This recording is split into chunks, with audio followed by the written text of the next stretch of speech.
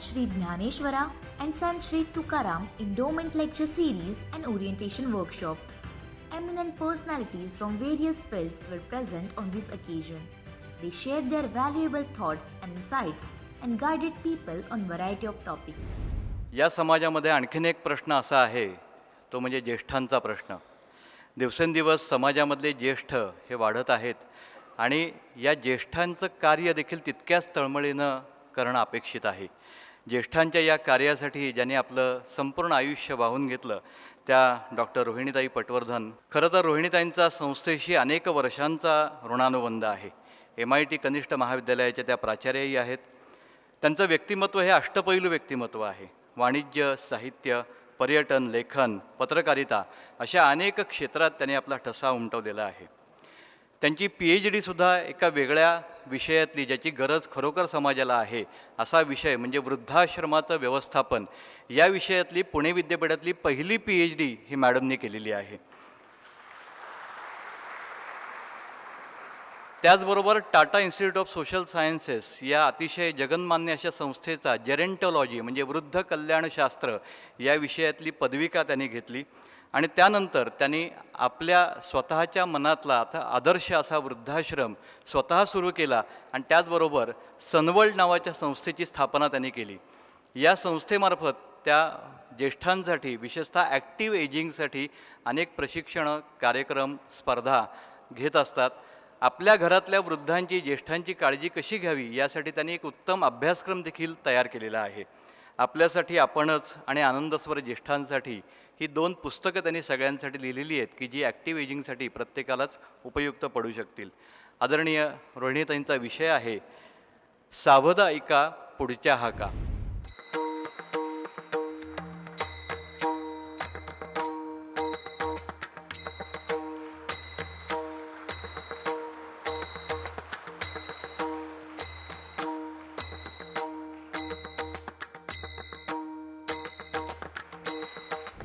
ह्या व्यासपीठावर इथे उभं राहताना मन वेगवेगळ्या विचारांनी व्यापलेलं आहे. 20 वर्ष ह्या स्टेजच्या मागे उभं राहून सरांनी सोपवलेली सत्काराची जबाबदारी पार पाडताना जे काही अमृतकण माझ्या हाती लागले, मला असं वाटतं की मी आज जी कोणी आहे ती त्या एवढा दीर्घ कालावधी मी इथे जे ऐकलं त्याचाच एक परिणाम आहे, म्हणून मी काहीतरी आयुष्यामध्ये करू शकले. जी व्यक्ती अंतर्बाह्य, एकच शब्द आहे की खऱ्या अर्थाने मनुष्य आहे, ज्याची जाणीव जागृत आहे आणि स्वच्या पलीकडे जाऊन बघण्याची त्यांच्याकडे एक वेगळी आंतरिक शक्ती आहे, अशा व्यक्तींनी आपल्या कार्यातून आणि आपल्या विचारातून आपलं म्हणण्यापेक्षा एका मोठ्या समाजाचं, अशा दुर्लक्षित घटकाचं सोनं केलेलं आहे. त्याच्यापुढे माझं काम किंवा मी जे काही थोडंफार करते ते खरोखर एका मोठ्या दिव्याच्या पुढे काजवासुद्धा मी म्हणू शकणार नाही, असं मला ते ऐकताना वाटलं.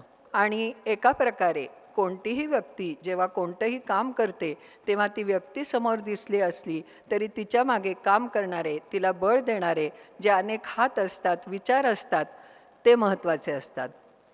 प्रश्न त्याचा नाही, विचार असतात ते बळही देतात. प्रश्न ह्याचा आहे की खरोखर त्या व्यक्तींच्याबद्दल आपल्या मनामध्ये कृतज्ञतेची भावना त्या क्षणी आली असली तरी ती आपल्या मनामध्ये राहते का? आजचे जे आपले सोनावणे डॉक्टर आहेत त्यांच्या दृष्टीने विचार केला तर एका व्यक्तीने त्यांना जे केलं ते त्यांनी किती प्रकारे आपल्या अनंत गोष्टीतून उतरवलं, ही जी भावना आहे, कृतज्ञतेची भावना आहे, ती सर्वात मौल्यवान भावना आहे असं मला वाटतं. त्यामुळे मी प्रथम माझं काही विचार व्यक्त करण्यापूर्वी अशा या व्यक्तीला मनोमन नमन करते, प्रणाम करते आणि त्यांच्या कार्याला शुभेच्छाच नुसतं देते असं नाही, पण ज्या ज्या प्रकारे त्यांना कोणत्याही अर्थाने मदत करता येईल त्याच्यासाठी मी नक्की असेन एवढं निश्चित सांगते. एका प्रकारे माझ्या मनात जेव्हा हा विषय आला त्यावेळेला जी काही विचारांची मालिका तयार झाली त्या मालिकेचा जर विचार केला तर जे मला म्हणायचं होतं त्याची खूप सुंदर अशी बाजू आपल्यापुढे आहे. आणि मग त्याच वेळेला तुम्ही आम्ही सर्वजण ज्या प्रकारचं आयुष्य जगतो आहे, तर ते जे आयुष्य जगतो आहे त्याच्याकडे पण आपण अंतर्मुख होऊन विचार करायला पाहिजे, असं मला 45 वर्षाच्या शिक्षक म्हणून अनुभवातनं निश्चितपणे वाटतं. माझ्या भाषणाचा विषय आहे सावध ऐका पुढच्या हाका. सावध म्हणजे काय? तर सावध म्हणजे आपण आपल्या स्वतःकडे वेगळ्या एका दृष्टीने पाहायचं की मी अमुक अमुक आहे आणि मी काय करतो आहे, ह्या दृष्टीने आपण स्वतःचा एक अंतर्मुख होऊन विचार करायचा. ऐका पण पुढच्या, म्हणजे आपल्याला आत्तापेक्षा पुढचं जे काही आयुष्य आहे, किती आहे हे माहिती नाही, पण एक नक्की आहे की ते खूप आहे हे आपल्या सगळ्यांना माहिती आहे. मग हे जे पुढचं आयुष्य आहे त्याच्या हाका म्हणजे काय? हाका हा शब्द आपण केव्हा वापरतो?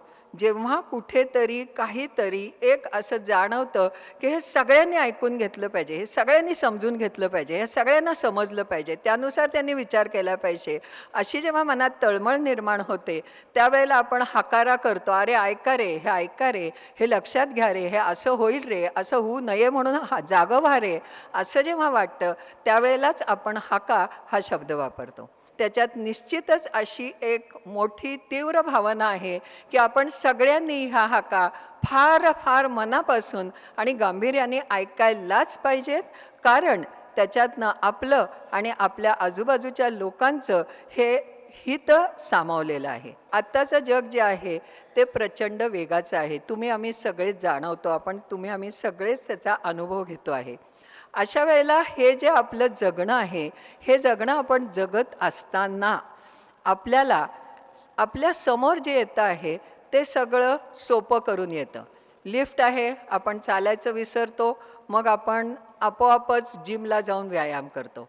आपल्याला कुठे प्रवासाला निघालो, डोकं वापरावं लागत नाही, गुगल काका मदत करतात. खरेदी करायचं आहे, आपल्याला काही करावं लागत नाही, आपल्याला सगळं काय काय आहे ते सगळं येतं. इव्हन काल आपण काय पाहिलं त्याच्यातले नवीन आलेले येतं. या सगळ्या सगळ्या सगळ्या गोष्टींमध्ये आपल्याला एक हे लक्षात येत आहे का की आपल्याला स्वतःचं म्हणून काही शिल्लकच राहिलेलं नाही आहे, आणि सोपं करायच्या नादामध्ये आपण कोणाचे तरी ग्राहक बनतो आहोत.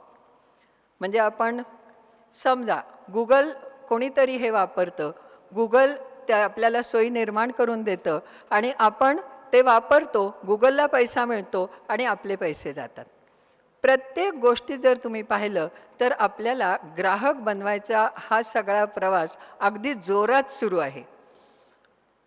आपण कधी स्वतः व्यक्ती म्हणून कोणत्याही सिच्युएशनचा विचारच करत नाही आहोत, आणि हा जर विचार आपण करत नसलो तर आपण एका अर्थी फक्त ग्राहक होतो, क्रिएटर होत नाही. क्रिएटर म्हणजे आपण बुद्धीचा वापर करतो का, हा खूप मोठा प्रश्न आहे. बुद्धीचा वापर जर आपण केला नाही, व्यक्ती म्हणजे तरी शेवटी काय? व्यक्ती म्हणजे आपली स्वतःची एक विचारधारा. पण आता विचारधाराच नाही. आपण आपल्या हाताला जे एक काळं लाभलेलं आहे, जे चिकटलेलं आहे, ते तुम्हाला सांगतं की ही बातमी आहे, आपण ऐकतो, सोडून देतो. ते सांगतं की हे वापरा म्हणजे तुम्ही निरोगी राहाल, आपण ऐकतो, आपण त्याच्याप्रमाणे वागतो. पुन्हा पुन्हा आपल्याला आपण त्याच्यातच गुंतत जातो आहे. आणि हे मी म्हणते असं नाही, संशोधनाने हे सिद्ध झालेलं आहे की आपण जेव्हा आपला मेंदू न वापरता नुसती माहिती आपल्याकडे येते, आपल्याकडे जाते, आपल्याकडे येते, आपल्याकडे जाते, त्याच्यामधनं एक वेळ जाणं ही एक महत्त्वाची गोष्ट होते.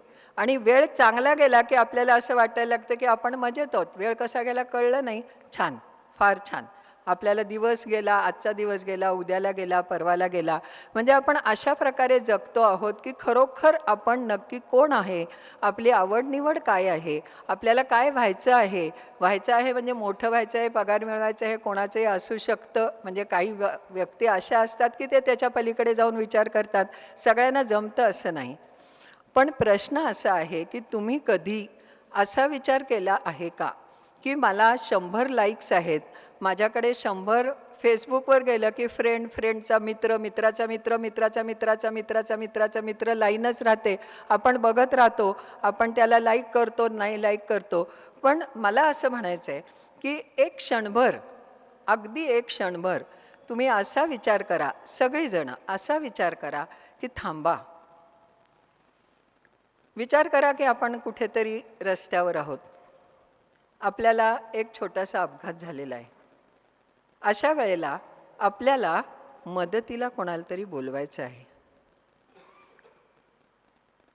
खरंच विचार करा प्रत्येकाने, आपण कोणाला बोलवू शकतो?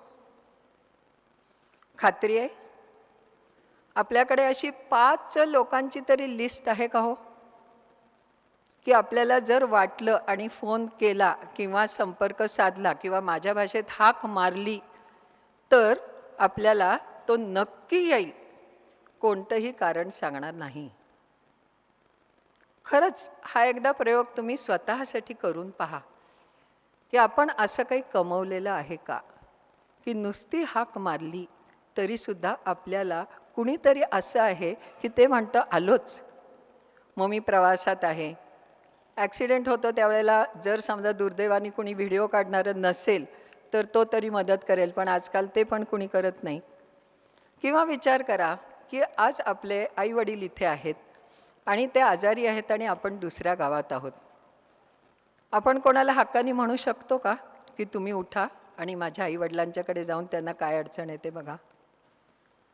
खरं खरं स्वतःशी बोललं तर हे तुमच्या लक्षात येईल की आपल्याला सगळे असल्यासारखे वाटतायत, पण खरं कोणीच नाही आहे. हे का होतं? पेरल्याशिवाय उगवत नाही. पण खरं म्हणलं तर पेरल्याशिवाय उगवत नाही ही म्हणसुद्धा म्हणली तर ते माझं चुकलंच. कारण पेरणं म्हणजे काय हे आपल्यापैकी किती लोकांना माहिती आहे. पेरण्यामध्ये जे कष्ट, ते उगवण्यामधले कष्ट, ते उगवल्यानंतर होणारा आनंद हे आपल्यापैकी किती जणांना माहिती आहे. आपण ट्रिपला जातो, बाहेर हिंडतो, किती लोक रस्त्याने जाताना एखाद्या शेतापाशी थांबून आपण स्वतः आणि मुलांना बघतात की बाबा हे झाड कशाचं आहे. मी अतिरेक सांगत नाही, एकदा मी कोकणात एकांना घेऊन गेले होते तर त्यांनी मला असं खाली भात लावणी होती आणि डोंगर बोडके होते, तर त्यांनी म्हटलं हे असे पाऊस पडलं की त्याच्याबरोबर असे खाली येतं का हो? मी फक्त कोपरापासनं नमस्कार केला. आपण ट्रिपला म्हणून गेलो, आपण प्रवासाला गेलो, आपण जेवाय खायला गेलो, आपण मित्राकडे गेलो, कुठेही आपण माणूस म्हणून काही बघतो का? तो कोण आहे, त्यांनी जेवायला काय केलं आहे, कशाचाही विचार न करता आपण एखाद्या प्रवाह पतिताप्रमाणे आयुष्य जगतो आहोत का? हा विचार करण्यासारखा आहे. आपण सारे शिक्षक आहोत. शिक्षकाच्या, आता मी शिक्षकच आहे म्हणून मी अगदी खुल्ला बोलते, 70% लोक शिक्षकांची नोकरी घेतात कारण त्याच्यात सुट्ट्या खूप असतात. शिवाय सगळा वेळ काम करायला लागत नाही. काही तास घेतले, आपलं आठवड्याचं वर्कलोड झालं की आपल्याला होतं, म्हणून शिक्षक म्हणून नोकरी घेतली जाते. बरं, शिक्षक म्हणून आपण जेव्हा नोकरी करतो त्यावेळेला तरी आपल्याला ज्यांनी मदत केली त्यांच्याबद्दल आपण कृतज्ञतेची भावना ठेवतो का? ते मुलांना शिकवतो का? आपण मुलांना आपल्या डोळ्यांनी जग पाहायला शिकवतो का? नाही. बाकीचे लोक काय करतात ते सोडू दे, पण आपण शिक्षक म्हणून काम करताना कसं वागतो, बोलतो हे खूप महत्त्वाचं आहे. आता तुम्ही म्हणाल की पुढच्या हाका कशासाठी ऐकायच्या? त्याच्यासाठी 2 कारणं आहेत. त्याच्यातलं पहिलं कारण असं आहे की तुम्ही आणि आम्ही कुणीही मान्य केलं नाही तरी आपल्यापैकी प्रत्येकाला, तुम्ही, मी लिहून देते, 90 वर्ष जगायचं आहे. केलंय कधी विचार? आपल्या नोकरीतनं आपण रिटायर झाल्यानंतर इतकी वर्ष आपल्याकडे आहेत, आपण काय करणार आहोत? एवढंच नाही तर आपल्यापैकी आत्ता इथे असणाऱ्या प्रत्येकाला आयुष्यामध्ये एक जबाबदारी घ्यावीच लागणार आहे, ती म्हणजे आपल्या आईवडिलांची काळजी घेणं. त्याची आपल्याला जाणीव आहे. मी जे काम करते त्याच्यानुसार 1-2 शास्त्र आहेत की डेमोग्राफी नावाचं एक शास्त्र आहे. किती लोकांना माहिती आहे? लोकसंख्याशास्त्र असं त्याचं नाव आहे. लोकसंख्याशास्त्र असं सांगतं की येणाऱ्या फक्त पुढच्या 25 वर्षामध्ये म्हणजे 2047 मध्ये वृद्धांची संख्या आत्ताच्यापेक्षा दुप्पट होणार आहे. मग त्यांना राहायला जागा, लागणाऱ्या गोष्टी, सेवा ह्याला कोण आहे सांगता येणार नाही. आणि ह्या सगळ्या पार्श्वभूमीवर जेव्हा आपल्या घरात आजूबाजूला जे वृद्ध दिसतात आणि ज्या वृद्धांच्या गरजा आहेत त्याच्याकडे लक्ष कोण देणार? ते जाऊ दे, आपण जर उद्याला म्हातारे झालो तर आपल्याकडे लक्ष द्यायला कोण आहे का? वृद्ध कल्याण शास्त्र नावाचं एक शास्त्र आहे, हे तरी आपल्याला माहिती आहे का? त्या शास्त्राची एवढी मोठी गरज आहे, एवढ्या मोठ्या प्रमाणामध्ये ते निर्माण होणार आहे, हे आपल्याला माहिती आहे का? आपण असं जगतो की आजचं आयुष्य असंच आपलं आयुष्य जाणार आहे आणि असं आयुष्य जगताना सुद्धा आपण हा विचार करत नाही की आपण जेव्हा मोठे होऊ त्यावेळेला आपली काळजी घेणारी कोण असणार आहे, ते कोण निर्माण करायला पाहिजे, कोण करणार, त्याला जबाबदार कोण आहे, आपलं कुठेतरी कमी पडतंय का, हा सगळा विचार करण्याची आवश्यकता मला ह्या निमित्ताने व्यक्त करायची आहे.